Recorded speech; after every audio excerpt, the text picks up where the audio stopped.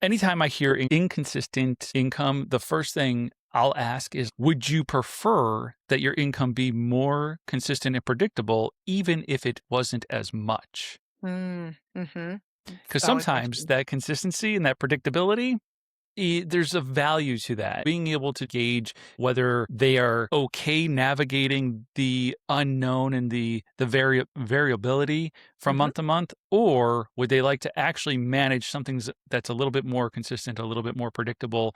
And I I like to think that I have a silver bullet in the gun. The way that I usually help clients execute and get to consistent and predictable, they usually get pretty excited about it.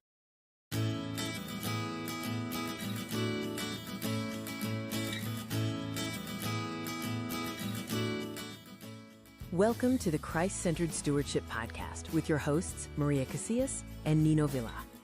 Christ Centered Stewardship is a ministry of new money habits designed to equip believers to steward everything God has given them, including their time, talent, and treasure in ways that bring Him honor, glory, and praise.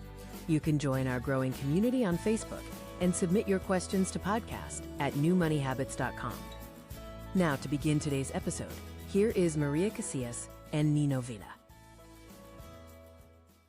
Nino, yesterday I had the amazing conversation with a couple who is looking at entering our Christ Centered Stewardship program. And in an attempt to learn a little bit more about the program itself, I asked them what are they most interested in learning about. And what was so fascinating to me is the mom actually is the first person who spoke, and she said, that's a really good question. I think I need to know more about like how to even budget when there is not a consistent income.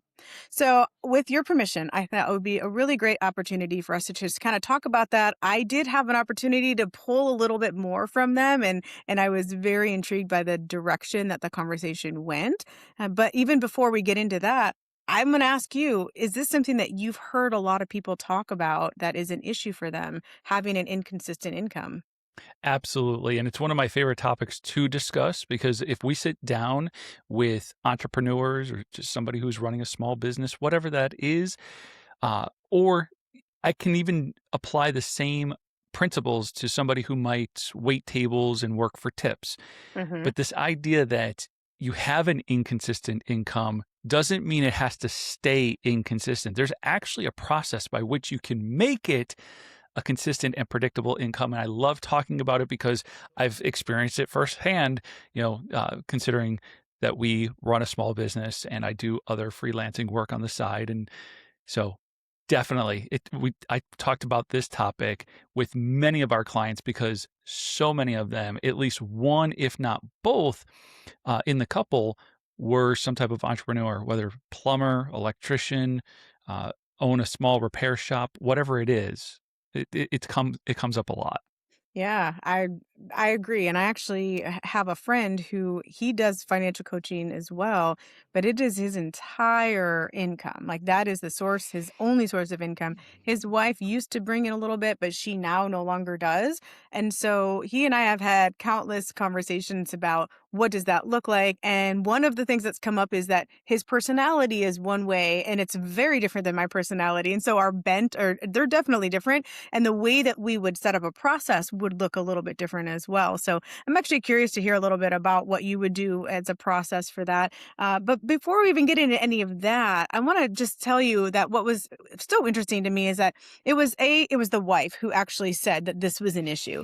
She's not the entrepreneur. Her Mm. husband is the one who is the entrepreneur. And so it was interesting that the person who is bringing in the money had no problem with the way that things are going, right? It was the other person. So it did beg the question, are you the one who brings in the money? But now, and I looked to the woman and said, but you're the one who kind of handles all of the paperwork side of it. And her shoulders kind of just dropped like someone finally saw her. She's like, yes. Hmm. That's part of the problem. And so it was just interesting that their communication was not really on board. And so even though he knew he was making a good amount of money, at least that's what it sounded like. I asked him on a scale of 1 to 10, how strong, how solid would you say your business is? And I said, this is not any source of judgment. I'm just trying to get a sense. And he goes, oh, probably an 8. So I don't know what he really meant by that, but he put it pretty high up there. So I'd imagine he's making a decent amount of money. And yet they're struggling to figure out how to make all of that really work. So what are some thoughts you have before we go on? Yeah, well, I would love to just kind of explore this and almost tackle it from like as you share certain things, like, oh, this is probably what I would suggest here and there. But before I do that, I will say two things kind of popped up in my mind as you were sharing that. One is this idea that for the most part, I know this is true in my household. Like I'm the one that works, right? I'm the one that provides. And so I go out and I make a living. And if you think about it, a couple hundred years ago, it's like I'm the one going out and I'm hunting and I Hmm. bring something home. And then it's my wife's contribution is she takes what has been hunted and brought home and she provides for the family for that. And so I, like thinking about it from that perspective of like each are contributing to the household in their own way. And sometimes as the man who goes out and hunts and brings it home, it's like, look what I brought home. And it's like, okay, that's great, but let's kind of talk about like how are we going to utilize what you brought home. Yeah. Um, the second thing that came to mind though is when you said that he claimed the strength of his business was an 8. This is a huge assumption, but as a sole provider for my family, if I told somebody an 8, what that would mean is I probably have a pretty solid stream of income where there's some predictability there, some consistency, meaning I probably don't have a month that's any worse than X number of dollars. Hmm. And then I just build a plan based off of if that's my worst case scenario, I could at least imagine being able to do this consistently month to month, but then having a plan for when it goes much better than worst case scenario. Yeah. I think that that's really good insight. And I did not dig. This was literally just a 5-minute conversation that I had with them. So I didn't dig to find out if indeed that is where he was coming from. But I think you're probably pretty spot on, just given all the other things that I found out about them. What would you say to a couple like that who is clearly one of them struggling and the other one's like, no, I'm like we kind of got this, but is willing to at least peek his head into this idea of maybe we could use a little bit of help. I think for me, anytime I hear inconsistent income, the first thing I'll ask is like, would you prefer that your income be more consistent and predictable, even if it wasn't as much? Mm-hmm. Because Solid sometimes question. that consistency and that predictability, there's a value to that. And so being able to just kind of gauge, whether they are okay navigating the unknown and the variability from Hmm. month to month, or would they like to actually manage something that's a little bit more consistent, a little bit more predictable? And then I I like to think that I have a silver bullet in the gun, but that might just be me. But I- the way that I usually help clients execute and get to consistent and predictable, they usually get pretty excited about it. That's awesome. I can tell you that I did not ask that question quite as concisely as you just did. However, I did get it out. And what was interesting to me is the varying responses that I got. He would absolutely be fine with the unpredictability of all of it. I think that as long as there's enough or more, he's like, I'm good with that. She, on the other hand, absolutely needed to have that predictability. And I think just as a woman that that was probably because she also wants the stability that comes with predictability. And even if you and we've lived on very little, my husband and I, we've lived on very little before, and so I know that there are times when even though you don't know exactly if enough is coming in, just knowing what is coming in can be very helpful to somebody, which is exactly why, by the way, my friend and I, who I mentioned earlier, why we are so different in that way. Like, I'm like, nope, I need to know. And he's like, if I have a great month, I am just going all out and I'm doing all the things that I wanted to do because I don't need that predictability. I'm like, oh man, I totally do. So I know that there's a difference. Yeah, there's a reason why the expression is feast or famine, That's what I mentioned to him. Yep. right? And earlier I was saying, like, if this was a couple hundred years ago, maybe I was a hunter. Well, if I come home one night with, let's say, a fairly good sized rabbit, okay, to feed a family of four, okay, kind of a That's a sparse big meal. rabbit. No, no, no. All I said was a fairly good sized rabbit to try to Oh, feed a family of four. That'd be a pretty sparse meal. I'm picturing this giant rabbit, No, no, no. like Like Easter if I Bunny went out rabbit. and I just wasn't very successful, right? Yep. But then maybe the next week I come home and I have like a 10-point buck and it's all like, look at all of this meat. Well, if we tried to sit there and consume all that meat in one day, like that's kind of ridiculous, right? So it's like, what is the plan now that we have some meat? How are we going to preserve some of that meat so that we can eat longer in case in the meantime you only come home with a little rabbit or two? Yep. And I appreciate that you said there's a reason it's called feast or famine because all those years ago, there was not refrigeration and there were a lot fewer ways to preserve any of that. And so you Yeah. really would just decide, okay, we're going to consume this as much as we can so that it does not all go to waste and that our bodies are okay during the fast. I mean, yes, during the fast. So I think that that is part of where this all comes from, but we're no longer in those days where we don't Right. have the ability to preserve those things. And so to your point, how do we find ways in order to kind of stretch that a little bit? And so I think that's where the process comes in for sure. And that was Mhm. one of the things I just kind of just tipped our little toes into with this gentleman. But one other thing I'd like to point out that was very fascinating to me is that there's this difference in dynamic between men and women. And it kind of goes to your point earlier about being a provider and oftentimes being a nurturer. So in my case, I'm definitely more of that nurturer. It's in our God-given DNA to Mhm. make sure that our children do well and, to have that security, et cetera. And so I saw some of that scripting, if you will, sort of playing out in real time while they were talking to each other and then to me around each other. And when I pointed some of that out, like their eyes just got kind of big and they're like, that's really fascinating because I can absolutely hear this in my head. Like, is it going to be enough? Do I ever have enough? Just those scripts that are going over and over and him going, but I know I'm giving enough, and I'm doing a good job.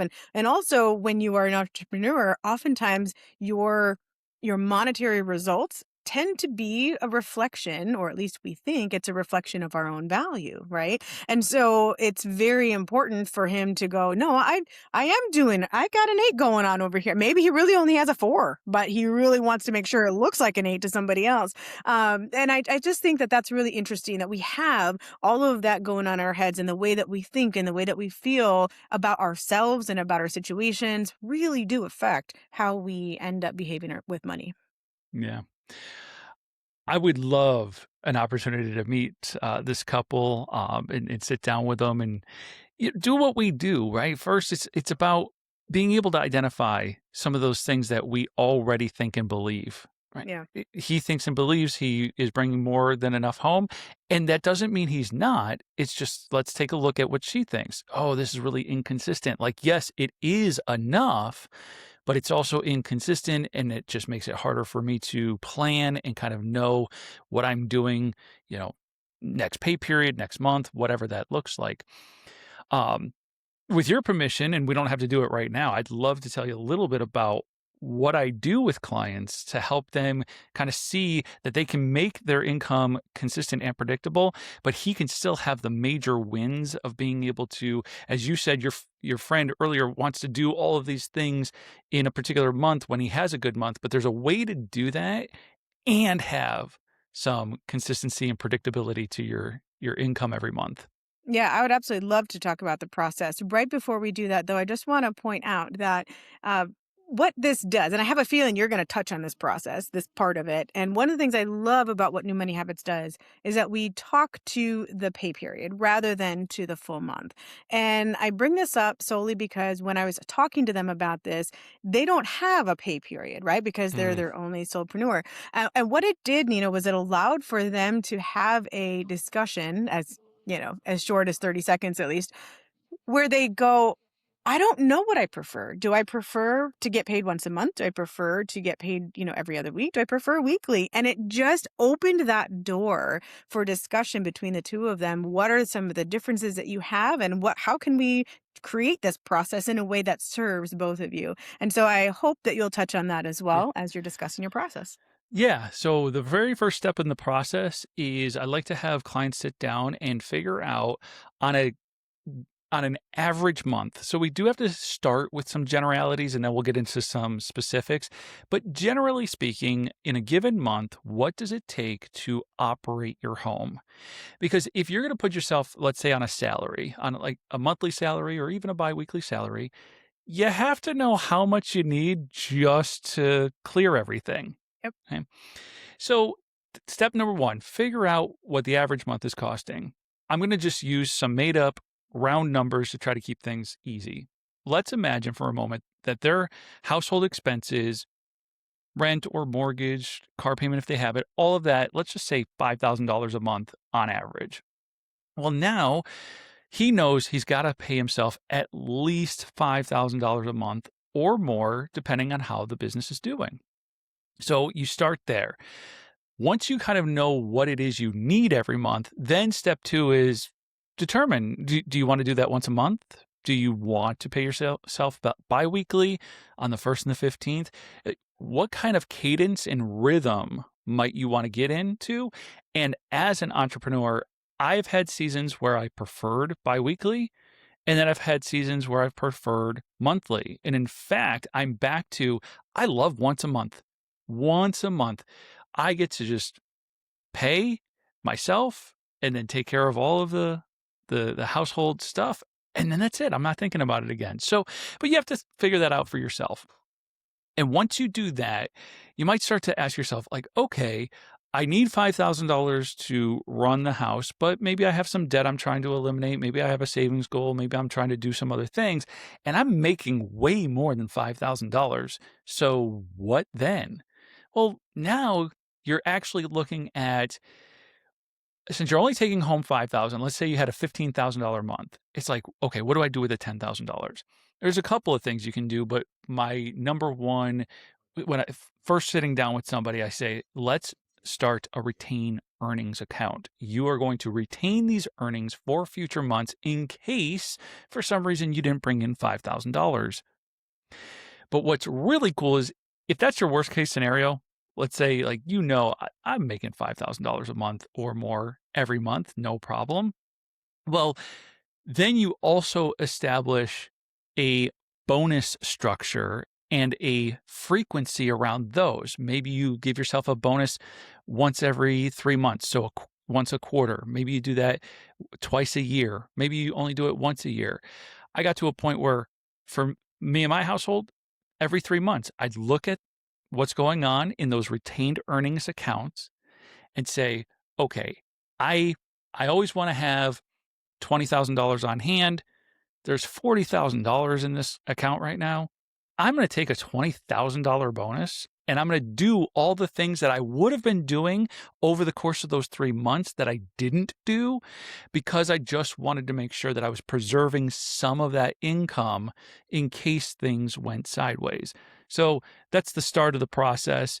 And usually when I sit down with clients and start to talk about that, both the nurturer who wants that consistent and predictable income is all like, oh, that sounds amazing. And the person who's like, I don't necessarily need that is like, wait a minute, you're telling me every 3 months I can just take a bonus and then take care of it then? Okay, I can do that. I can wait 3 months. I'm willing to bet, that there's a lot less waste when one does it this way. And I say that because, the idea of getting an extra $2,000 or $3,000 a month sounds really, really great. But if it's not intentionally planned, oftentimes that will just go here and there and wondered where it went, right?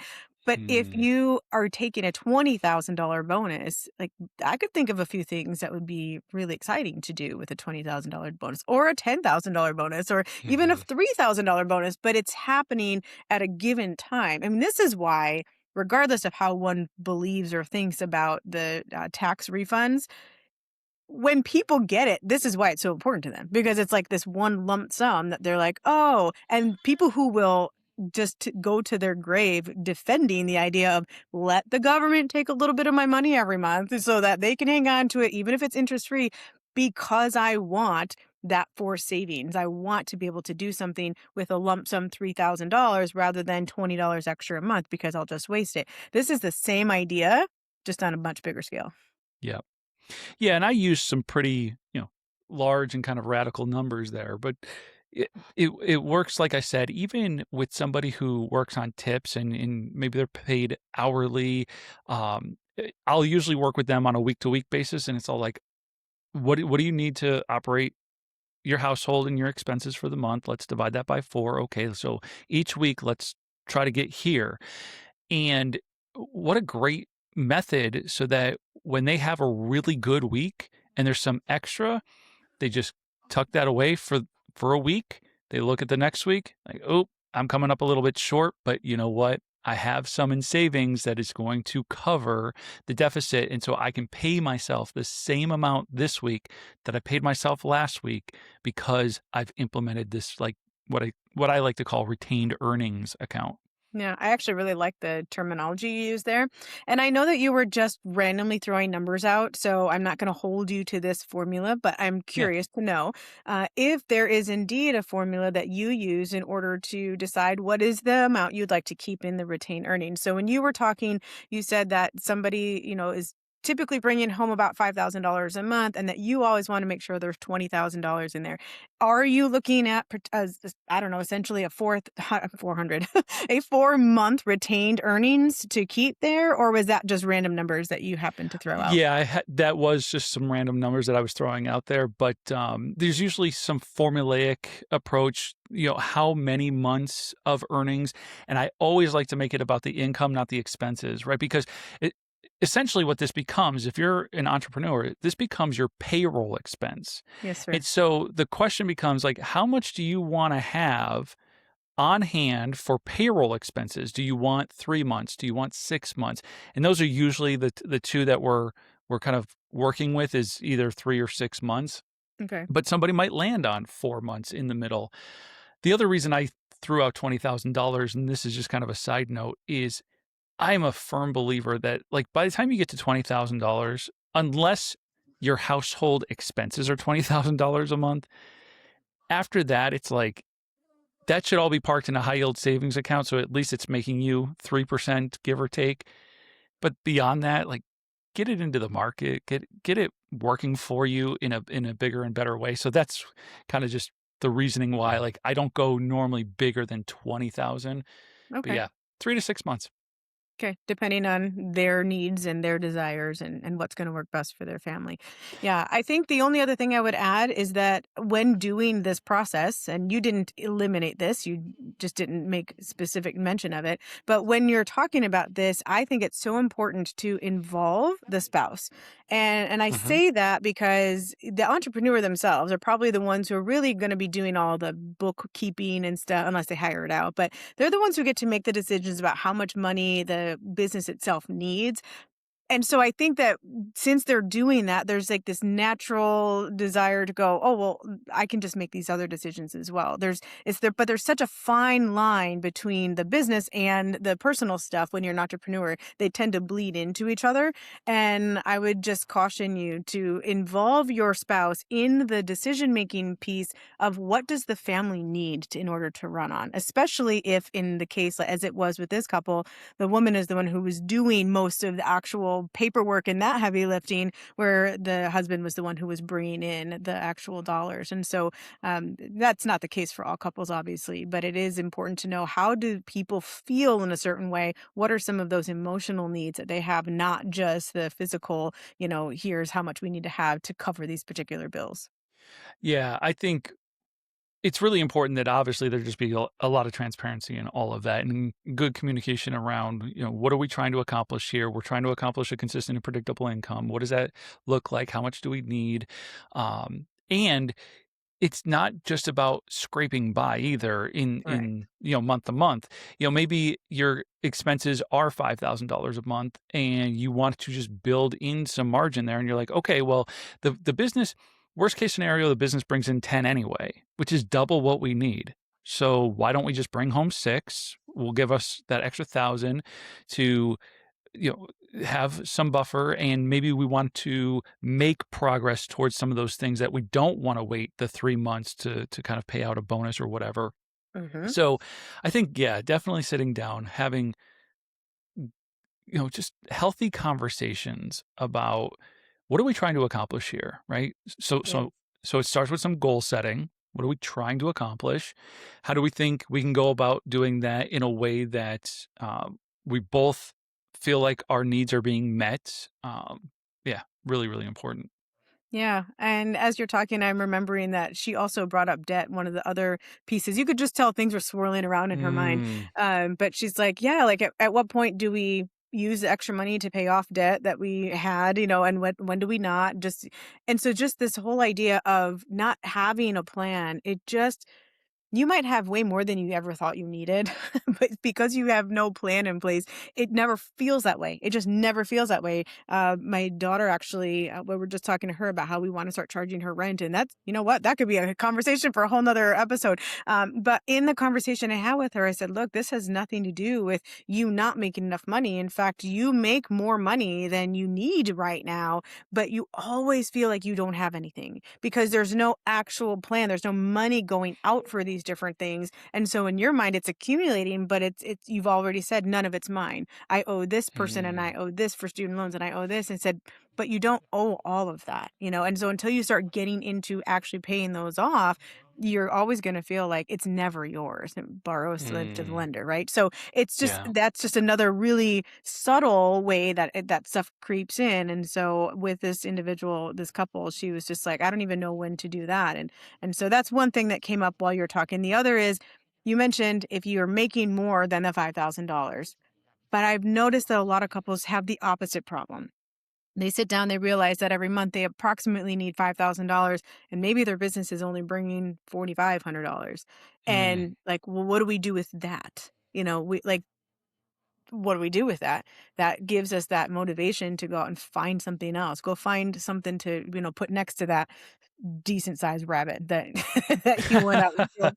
Uh, so Go it find some just potatoes. right, right. But if you have no idea of what you actually need, then there's always this concept. Well, I'm bringing in enough. Why aren't we actually getting any headway here? And it's like, well, actually, we're not bringing in enough. And I just think sometimes we operate in assumptions, and Mm. that's where we get really in our heads both ways. We become very anxious whether we have too much or we are spending more than we actually are bringing in. That's a really good point, right? The idea that when you're doing kind of the mental math and you're just making the assumptions in your head, I see this time and time again when I sit down with clients for the first time. They usually think their situation is much worse in their head than when they get it down on paper. And I can see how that would be exactly the opposite for somebody who's an entrepreneur who's like, look, I'm making all this money, you know, but sometimes we're not accounting for some of the things that it's like, yeah, okay, like that $10,000 check seems pretty nice, but you also have to pay taxes on that. Hmm. And you have all of these other responsibilities. And so the check alone is like not telling the whole story. And so I can see how you would build some assumptions like, hey, I had a really good month. Yeah, but was your really good month preceded by 3 really bad months, and so it's been struggling, and maybe you've been living off of credit cards for the last couple of months, and so now it's time to clean up that. So yes, get it down on paper and actually look at, you know, are we bringing in more than what we spend, or are we spending more than what we bring in? And then to your point, anytime we find anybody working at a deficit, even if it's somebody who already has consistent and predictable income, there's two sides to that equation. Everybody focuses on one side. It's like, what can I cut? How can I get my expenses down? But remember, there's another side to that equation, which is how do you get your income up? So Yes. work both sides of the equation. So it sounds like our weekly challenge then should be to really be able to get this stuff on paper. So really going back to deciding whether you're a single person or a couple, what your actual monthly expenses are. What are the needs for your month? So we can get that down on paper, make it real, and no longer have to wonder. Challenge accepted. Thank you for tuning in to this episode of the Christ Centered Stewardship Podcast. Follow us on your favorite social media platform for more encouragement and support. And until next time, may the Lord keep you in perfect peace as you set your sight on Jesus.